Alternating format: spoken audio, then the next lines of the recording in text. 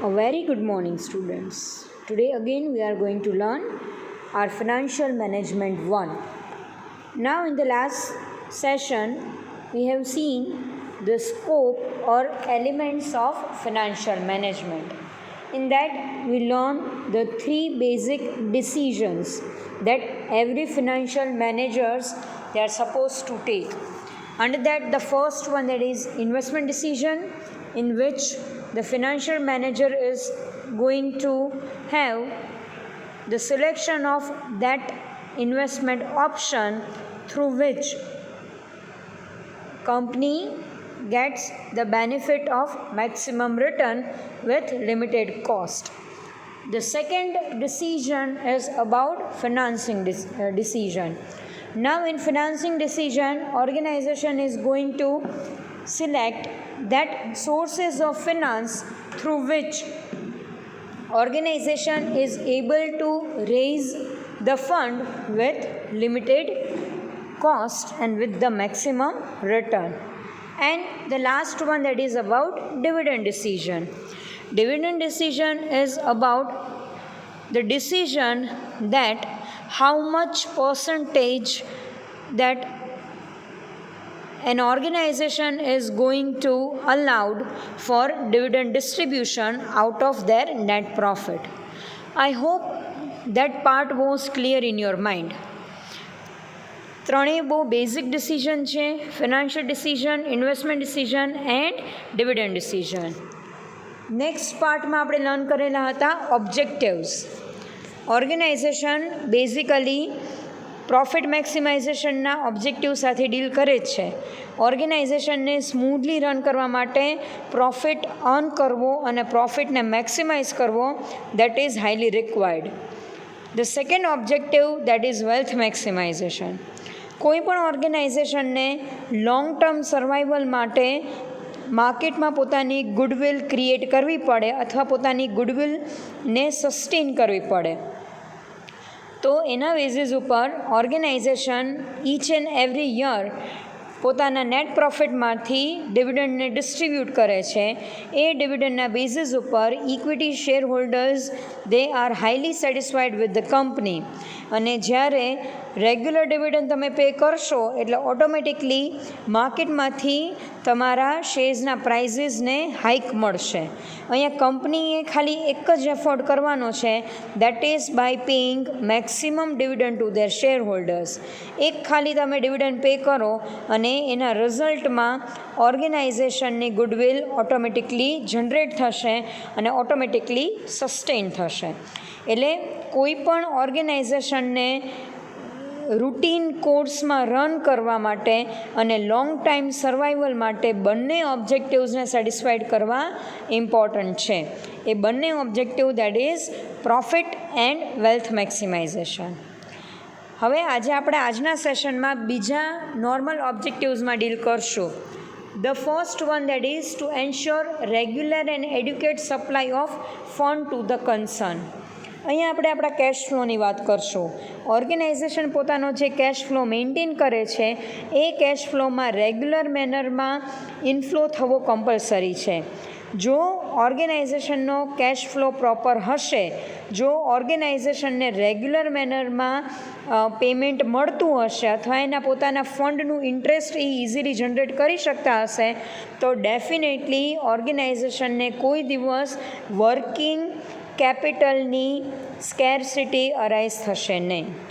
કંપનીમાં તમે long term ગમે તેટલું પ્લાન આઉટ કરો, તમારા બિઝનેસના લોંગ ટર્મ પ્લાનિંગ્સ પણ ખૂબ જ સારા હોય, પણ જો ઓર્ગેનાઇઝેશન પોતાના રૂટીન એક્સપેન્ડિચર્સને જો બેર નથી કરી શકતી, તો ડેફિનેટલી કંપની બિઝનેસને રન નથી કરી શકતી. એટલે અહીંયા ઓર્ગેનાઇઝેશને કેશ ફ્લો ઉપર ફોકસ કરવાનો છે. એટલે રેગ્યુલર ઇન્ટરવલના બેઝિસ ઉપર જો ઇન્કમ જનરેટ થતી હશે તો રૂટીન એક્સપેન્ડિચર્સ આપણે ઇઝીલી બેર કરી શકશું. Now second one, to ensure adequate return to the shareholders, which will depends upon the earning capacity, market price of the share, expectation of the shareholders. હવે cash inflow જો તમારો regular હશે, so on the basis of that company is able to earn net profit, અને net profit જો તમારો sufficient હશે તો definitely as an organisation you are able to pay sufficient dividend or regular dividend to your share holders. Again આપણે dividend ઉપર focus કરીએ છીએ because માર્કેટમાંથી તમે જે ફંડને રેઝ કરો છો એ ફંડનો સોર્સ છે તમારા શેર હોલ્ડર્સ.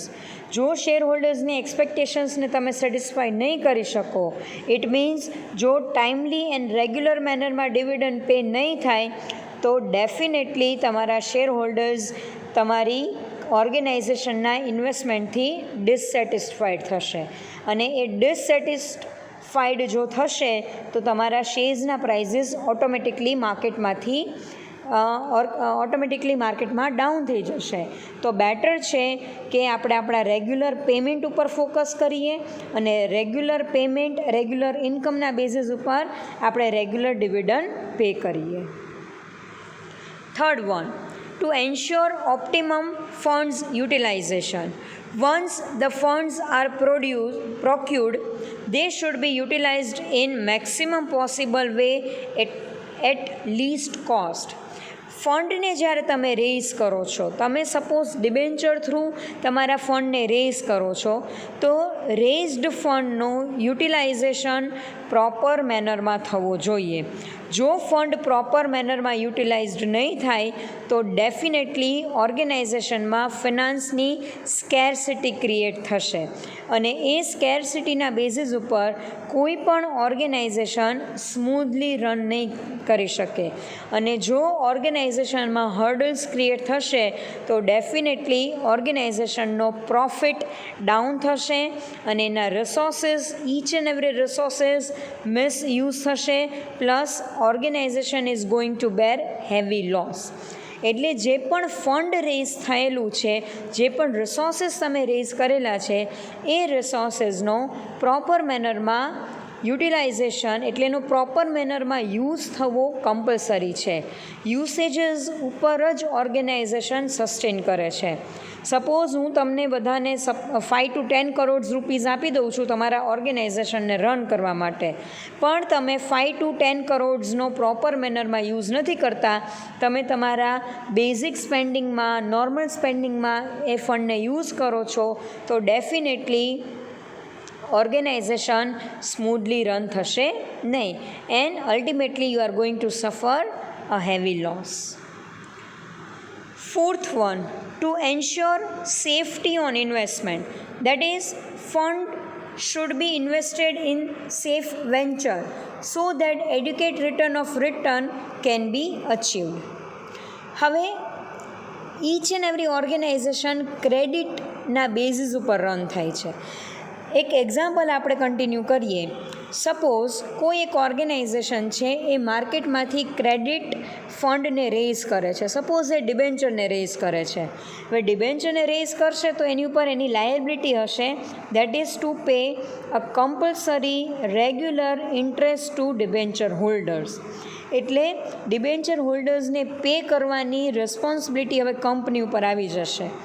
હવે અહીંયા ઓર્ગેનાઇઝેશનને એ વસ્તુ પર ફોકસ કરવાનું છે કે ડિબેન્ચરમાંથી જે ફંડ રેઝ થયેલા છે એ ફંડને ઓર્ગેનાઇઝેશનને કોઈ પણ એવા સેફ ઇન્વેસ્ટમેન્ટમાં ઇન્વેસ્ટ કરે કે જેના બેઝિસ ઉપર એને રેગ્યુલર ઇન્કમ જનરેટ થાય, અને એ ઇન્કમના બેઝિસ ઉપર કંપની છે એ ડિબેન્ચરનું ઇન્ટરેસ્ટ સ્મૂધલી પે કરી શકે.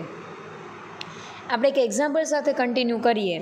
સપોઝ કોઈ કંપની 50 lakhsના ડિબેન્ચર ઇસ્યુ કરે છે, અને 50 lakhના બેઝિસ ઉપર એણે every year 5 lakh rupees interest pay કરવાનું છે.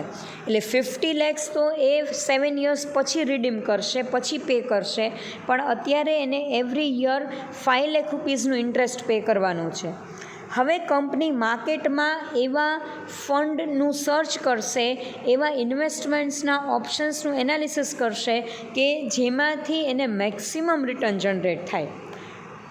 સપોઝ કોઈ કંપની છે એ ફોરેન ઇન્વેસ્ટમેન્ટમાં ઇન્વેસ્ટ કરે છે 50 lakhs જે ડિબેન્ચરમાંથી રેઝ કરેલા છે એનું ઇન્વેસ્ટમેન્ટ કોઈ પણ ફોરેન ફંડમાં કરે છે અને ફોરેન ફંડ થ્રુ એને 8 lakhની ઇન્કમ જનરેટ થાય છે yearly and that must be regular, that must be safe.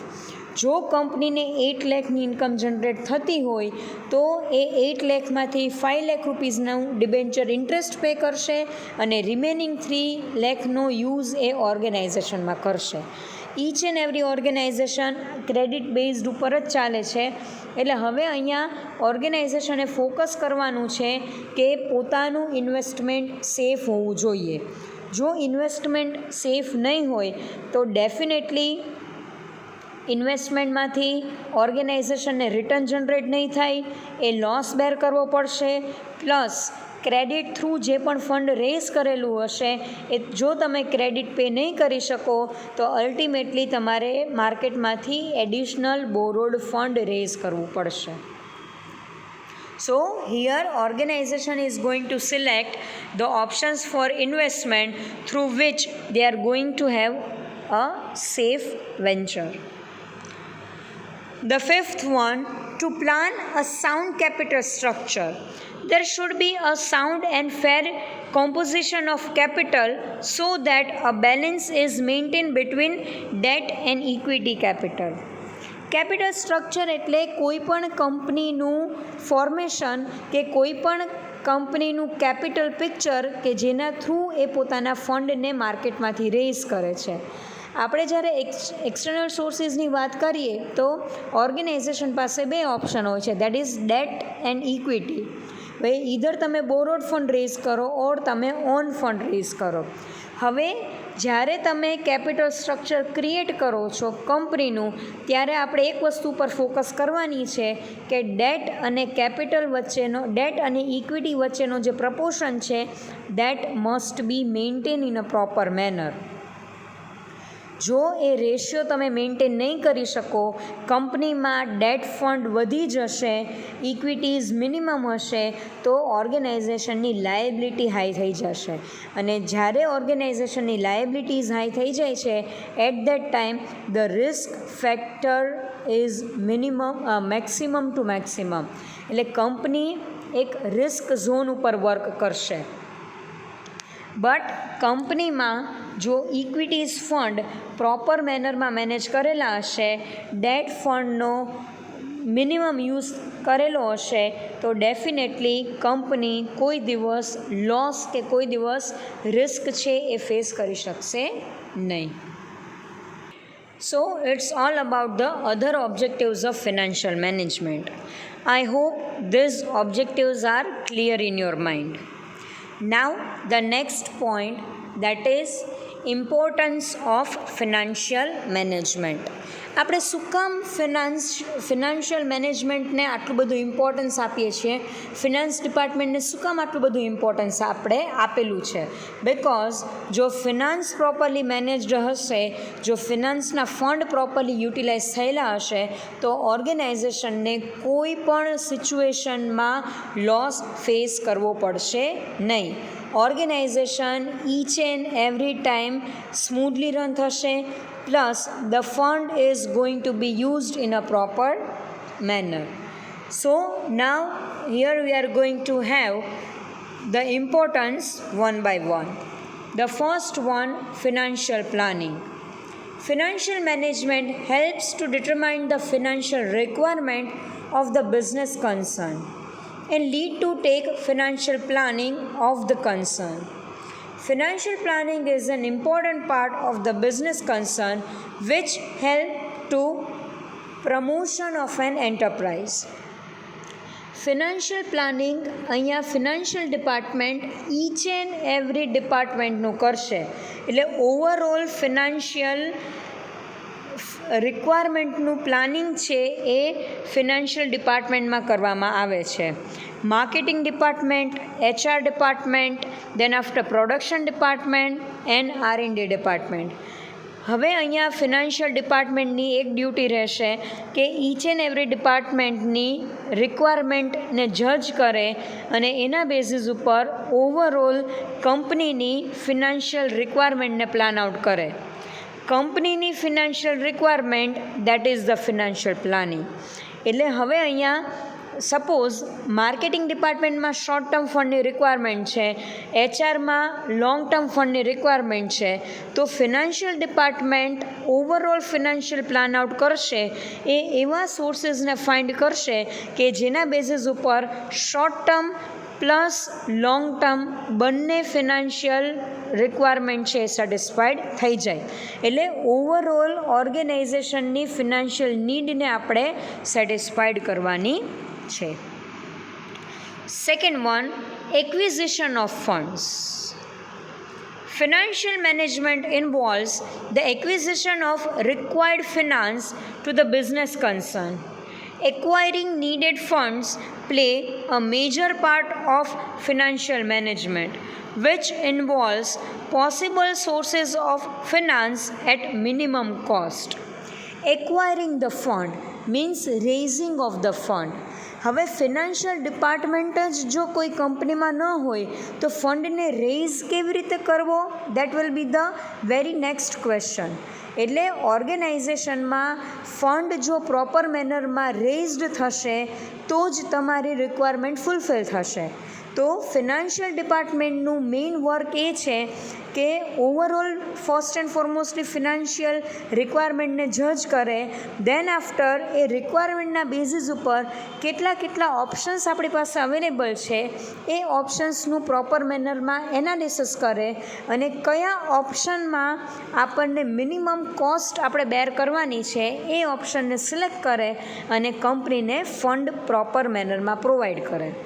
So if the financial department is not there in a company, then this all analytical part, research part, that will be not there in the organization.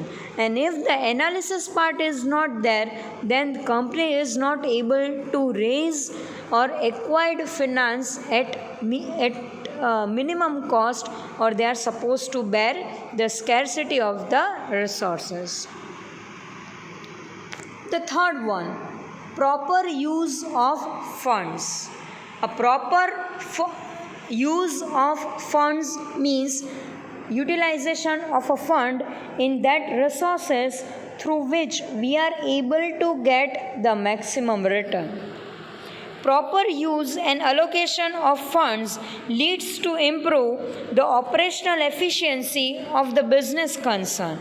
When the finance manager uses the fund properly, they can reduce the cost of capital and increase the volume of fund. જો fund proper મેનરમાં used થયેલા હશે, તમે જ્યારે માર્કેટમાંથી ફંડને acquire કરો છો અને acquired ફંડનો જો proper use થશે તો ડેફિનેટલી ઓર્ગેનાઇઝેશનનું જે રિટર્ન છે એ એન્હાન્સ થશે અને ઓર્ગેનાઇઝેશનની કેપિટલનો પ્રોપર મેનરમાં યુઝ થશે. તો આમાં financial department major role play કરે છે કે કયા સોર્સમાં ઇન્વેસ્ટમેન્ટ કરવું અને કયા સોર્સિસ થ્રુ તમારા ફંડને સેફ રાખવા. જો ફિનાન્શિયલ ડિપાર્ટમેન્ટ જ ન હોત તો આ બધું એનાલિસિસ પોસિબલ જ ન થાત. I think this 3 points are clear in your mind. Now the next one, financial decision. Financial management helps to take sound financial decision in the business concern.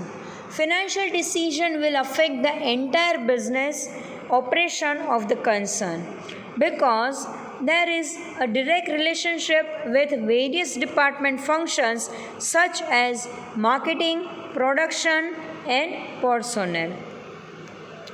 Financial ડિસિઝનમાં અગેન ઇન્વેસ્ટમેન્ટ પાર્ટ ઉપર આપણે focus કરશું, raising of the finance part ઉપર આપણે focus કરશું, plus utilisation that is the dividend distribution part ઉપર આપણે focus કરીએ છીએ. જો ફિનાન્શિયલ ડિપાર્ટમેન્ટ ફિનાન્શિયલ ડિસિઝનને રોંગલી કેરી કરશે તો ચાન્સીસ છે કે ઓર્ગેનાઇઝેશન સ્મૂધલી રન નહીં થાય અને ઓર્ગેનાઇઝેશનમાં ફિનાન્શિયલ સ્કેરસિટી અરાઇઝ થશે. જ્યારે ફિનાન્શિયલ સ્કેરસિટી અરાઇઝ થશે ત્યારે ફિનાન્શિયલ રિસોર્સિસનો પ્રોપર મેનરમાં યુટિલાઇઝેશન થશે નહીં. સો ફિનાન્શિયલ ડિપાર્ટમેન્ટનું કોઈ પણ ફિનાન્શિયલ ડિસિઝન જો રોંગલી પ્રૂવ થશે તો ડેફિનેટલી બધા ડિપાર્ટમેન્ટ સફર થશે. બટ જો ફિનાન્શિયલ ડિસિઝન પ્રોપર મેનરમાં લેવામાં આવશે અને એમાંથી આપણને પોઝિટિવ રિઝલ્ટ મળશે તો એનો બેનિફિટ ઈચ એન્ડ એવરી ડિપાર્ટમેન્ટમાં થશે. Then after, improve profitability. Profitability of the concern purely depends on the effectiveness and proper utilization of funds by the business concern. Financial management helps to improve the profitability position of the concern with the help of strong financial control devices such as budgetary control, ratio analysis and cost volume profit analysis. Profit મેક્સિમાઇઝેશનનો point આપણે learn કરેલો હતો. હવે organisation પોતાના પ્રોફિટને કેવી રીતે maximise કરે છે? By having the maximum production and by selling the maximum product. But તમે જ્યારે પ્લાન આઉટ કરો છો એ પ્લાનમાં જો તમે કંટ્રોલની એપ્લિકેશન મીન્સ કંટ્રોલિંગ પાર્ટને જો તમે મિસ કરશો તો ડેફિનેટલી તમારું ગમે તેટલું સારું પ્લાનિંગ હશે ને that will be fizzled out.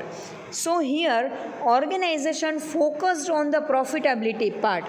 એટલે કંપનીના પ્રોફિટ માર્જિનને જો તમારે ઇન્ક્રીઝ કરવું છે તો ડેફિનેટલી તમારે ઇમ્પ્લિમેન્ટેશન વખતે કંટ્રોલ કરવો પડશે અને એ financial control organisation budget through કરે છે, રેશિયો થ્રુ કરે છે and cost volume profit analysis through કરે છે. Now the next one, the last one, increase the value of the firm. Value means goodwill.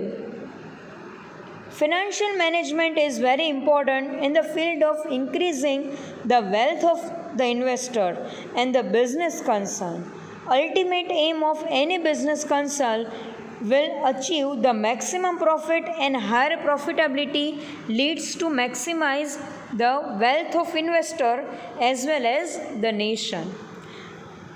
કંપનીનો પ્રોફિટ જ્યારે ઇન્ક્રીઝ થશે તો એ ઇન્ક્રીઝડ પ્રોફિટમાંથી they are going to declare the maximum dividend.